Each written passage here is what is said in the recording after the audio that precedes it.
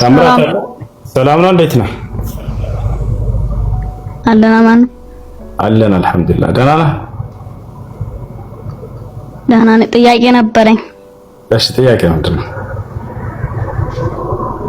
ጥያቄ በአንተ አስተሳሰብ ያኔ ከሙስሊም ውጪ ገነት የሚገባ የለም ብለህ ታምናለህ አይደል? አዎ። እሺ እኔ ክርስቲያን ነኝ። እኔ ምንም ኃጢአት አልሰራውም። እንዴት ሲኦል ልገባ እችላለሁ? ስንት ዓመት ነው ልጅ? መልስልኝ ጥያቄውና ደግሞ ሌላ ጥያቄ አለኝ። እሺ መልስልሃለሁ። እኔ ክርስቲያን ነኝ ስትል ጊዜ ክርስትና ደግሞ እምነቱ ምንድነው ከተባለ አምላክ ኢየሱስ ክርስቶስ አምላክ ነው ብለህ ታምናለህ አይደል? አዎ አምናለሁ። ይሄ ትልቁ ኃጢአት በእስልምና አስተምህሮ በአምላክ ላይ ማጋራት ነው። ማስረጃ አላህ ሲናገር ኢነ ሽርከ ለዙልሙን ዐዚም ይላል። በአንዱ አምላክ ላይ በአላህ ላይ ማጋራት ወይንም አላህን መካድ ትልቁ ኃጢአት ነው። ገብቶሃል? ኃጢአት አልሰራህም ስትል ጊዜ ተሳሳትክ ማለት ነው። ክርስቶስ እኔ ሰው ነኝ ብሎ ሳለ አይ አምላክ ነው ማለትህ ትልቁ ኃጢአት ነው። ዮሐንስ ወንጌል 8 ቁጥር 40 ላይ ኢየሱስ ክርስቶስ እኔ ከእግዚአብሔር የሰማሁትን እውነት የምነግራችሁ ሰው ነኝ አለ። አንተ ሰው ነው ብለህ ታምናለህ? ኢየሱስን ታምራት ፍጹም ሰው ፍጹም አምላክ ነው ብዬ አምናለሁ። ኢየሱስ ክርስቶስ ግን ይሄን አላለም። እኔ ሰው ነኝ ብሎ ተናግሯል። ጥሩ ነው እሱን። ነገር ግን እኔ አምላክ ነኝ አላለም። በፍጹም አምልኩኝም አላለም። ግን ታመልከዋለህ። ይሄ ኃጢአት ነው። ሞትን ድል አድርጎ እንደተነሳ ታውቃለህ? ሞትን ድል አድርጎ አልተነሳም። አምላኩ ነው ያስነሳው። እንደ መጽሐፍ ከሄድን እንኳን ባያስነሳው አምላኩ ምን ይሆን ነበር የሚለውን መጽሐፉ ሲነግረን በስብሰው የቀር ነበር ይለናል። እና አምላክ አይሞትም ደግሞ ይሄ ልታውቅ ይገባል። እሺ ደግሞ ነብዩ መሐመድ ከሰሩት ተአምር ልትነግረኝ ትችላለህ? በትንሹ እነግርሃለሁ። አብሽር። የነብዩ መሐመድ ሰለላሁ ዐለይሂ ወሰለም ተአምራቶች በጥቂቱ ንገረኝ። ነቢያችን ሰለላሁ ዐለይሂ ወሰለም በጣም በርካታ ተአምራቶችን አድርገዋል። ከዚያ መካከል አንደኛው ምንድነው? ጨረቃን መክፈላቸው። ነቢያችን ሰለላሁ ዐለይሂ ወሰለም የመካ ሰዎች ጠየቋቸው፣ አንተ ሙሐመድ ሆይ ያ ሙሐመድ እንኩንተ ነቢይን አሪና አያ፣ አንተ ሙሐመድ ሆይ እንዳው ነቢይ ከሆንክ ነቢያት ተአምር ሰርተህ ያሳዩ ነበርና ተአምር ሰርተህ እንድታሳየን እንሻለን አሏቸው። የመካ ሰዎች በዘመናቸው ያሉ ሰዎች ፈአራሁም ምን ሽቃቅ አልቀመር፣ ይሄን ያዩ የአይን ምስክሮች የሆኑ ሰሃቦች ምን አሉ? ነቢዩ ሰለላሁ ዐለይሂ ወሰለም የጨረቃን መከፈል አሳያቸው ይላል። ነቢያችን ሰለላሁ ዐለይሂ ወሰለም ጨረቃን ከፍለው አሳያቸው ለእነዚያ ሰዎች። አንደኛ እሱ ነው። ሁለተኛ ምንድነው? ቁርአን ላይ ያሳያ ቀጥልሽ እሱ ያመለክታል። አላህ በቁርአን ላይ እቅተረበት ሰዓቱ ወንሸቀ አልቀመር ይላል። ጨረቃዋ ተከፈለች ዛሬ ይናገራል። ይሄን ያዩ የአይን እማኞች ሰሃቦች በዚህ ላይ ያለው ጨረቃን ከፈለ። አንድ የሜት አድርገው ከይቅርታ ላይ ያወራኝ ታርጋቱ እሺና ሐዲስ ላይ እሱን አውጥቼ ማሳያለሁ። ሌላኛው ሁለተኛ ምንድነው? ነቢያችን ሰለላሁ ዐለይሂ ወሰለም ከመካ እስከ ቤተል መቅደስ ወይንም ቤተ መቅደስ ኢየሩሳሌም የሚገኘው ከዚያም በኋላ ሰባቱን ሰማያት አድርገው መሄዳቸው በአንዲት ሌሊት ቅጽበት አስቡት።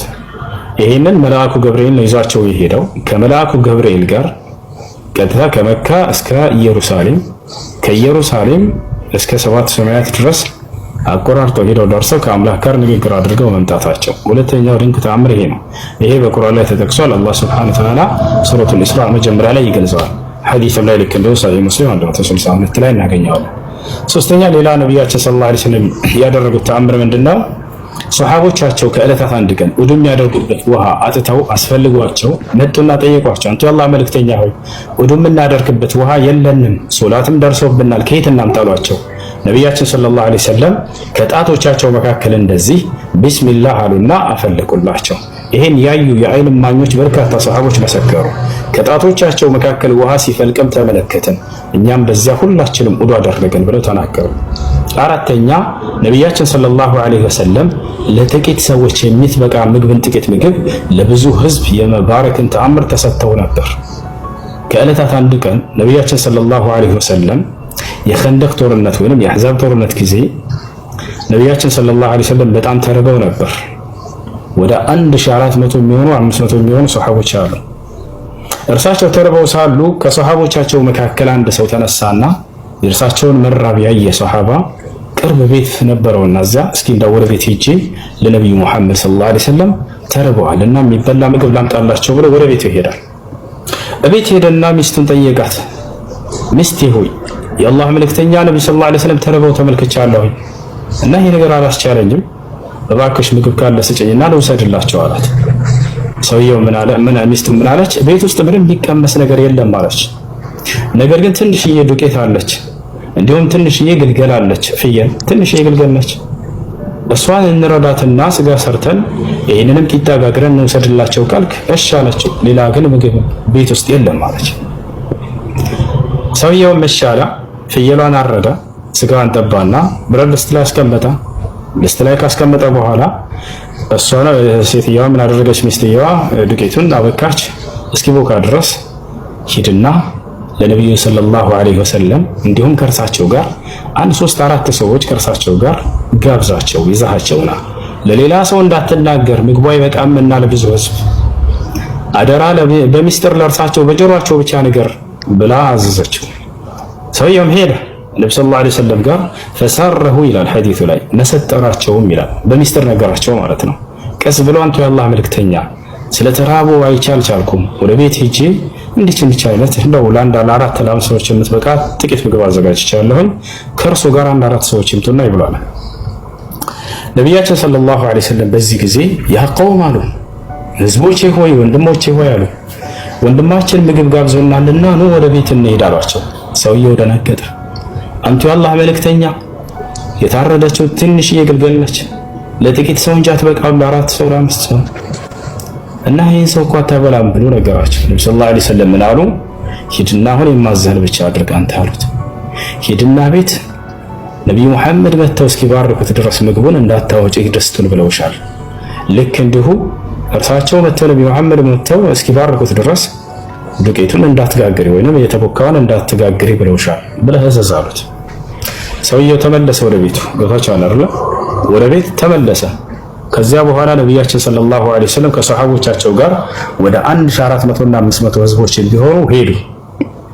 ከዛ ሄደና ሰውየው ምን አላት ለሚስቱ? ነብዩ መሐመድ ሰለላሁ ዐለይሂ ወሰለም ከህዝቦቻቸው ጋር ከ1500 ህዝብ ጋር እየመጡ ነው አላት። ደነገጠች ሚስትየዋ። በሚስጥር ንገራቸው አላልኩም ነበርን አለችው። ያልሽኝን አድርጌ ነበር እኔም አለ ሰውየው። ግን እርሳቸው እንዲህ በቃ አድርጌ ብለዋል፣ የሚሆነውን እናያለን አለ። ወደ ነብያችን ሰለላሁ ዐለይሂ ወሰለም መጡ። የአይን እማኝ የሆነ ሱሐባ ራሱ ሰውየው ሲናገር ምን አለ? ይሄን ተአምር ያየ የተቋደሰ የበላ አካል ነው እየመሰከረ ያለው። ያ ጀማ ከሩቅ የሆነ ታሪክ ሰምቶ አይደለም፣ እዛው ያየው አካል ራሱ ሲናገር ምን አለ? ድስቱንም ሰጣቸው አለ። ወዲያው ያዙና ዱዓ አደረጉ፣ ጸሎት አደረጉ፣ ባረኩትም አለ። ልክ እንዲሁ አውጥቻ ሳያቸዋለሁ ማስረጃ ምትል ልጆች። ልክ እንዲሁ ደግሞ ዱቄቱን ተቀበሉና ማነው የተቦካውን እርሱንም ያዙና ዱዓ አደረጉ፣ ባረኩትም። አሁን እየጋገርሽ ቂጣውን አቀበይና አሉ ነብያችን ሰለላሁ ዐለይሂ ወሰለም። እየተጋገረ ቂጣው ይሰጣቸዋል። ራሳቸው ነብያችን ሰለላሁ ዐለይሂ ወሰለም ስጋ እያነሱ በጭልፋ ያንን ቂጣ ላይ ያደረጉ ለሰሃቦቻቸው ይሰጧቸው ጀመር። ወላሂ እየማለ ነው ሰሃባ የሚናገረው። በአላህ ስም እላለሁኝ አለ የመጣነው ወደ 1400 የምንሆን ህዝቦች በልተን ጠገብን አለ። ነገር ግን ድስቱ ስንመጣ እንደነበረ ነው፣ ምንም እንኳን አልጎደለም ነበር አለ። የተቦካው አልጎደለም ማለት ያሰላ ለጥቂት ሰው የሚበቃን ምግብ ለብዙ ህዝብ የባረክን ተአምር ተሰጥተው ነበር ነብዩ ሰለላሁ ዐለይሂ ወሰለም። ይህ ካደረጉት ተአምር ነው። ሌላ ተአምር ነብያችን ሰለላሁ ዐለይሂ ወሰለም የሚበሉት ምግብ የሰው ልጆችን ቋንቋ አውጥቶ ተስቢህ ያደርግ ነበር። ይሄን ታውቃላችሁ? ይሄንንም ያዩ የመሰከሩ የአይን እማኝ የራሳቸው ሰሃቦች ናቸው። አቡበከር ስዲቅ እና አብዱላህ ኢብኑ መስዑድ እና አሊ ኢብኑ አቢ ጣሊብ ይሄን ሁሉ መስክረዋል። የሚበሉት ምግብ ወደ አፋቸው ሲያነሱት የሰው ልጆችን ቋንቋ እያወጣ ሱብሃንአላህ ሲል እንሰማ ነበር አሉ። የሚገርማቸው ሱብሃንአላህ፣ አልሐምዱሊላህ፣ አላሁ አክበር ይል ነበር። ይሄን እየሰሙ ሰሃቦች መስክረዋል፣ ይደነቁ ነበር። ነብያችን ሰለላሁ ዐለይሂ ወሰለም በጣም በርካታ ተአምራቶችን አድርገዋል። ከዚህም ውጭ